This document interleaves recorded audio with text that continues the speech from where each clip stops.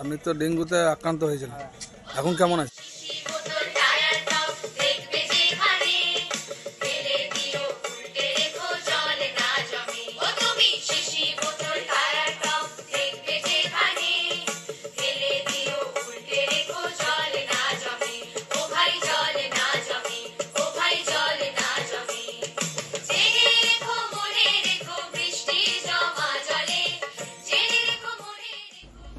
কলের একদম প্লেন জল, কল খুলবেন, যে জল পড়বে সেই জল, না গরম জল না ঠান্ডা জল, এসব কিচ্ছু নেবেন না। প্লেন কলের জল নেবেন, নিয়ে এই গামলাতে জল নিয়ে বসবেন।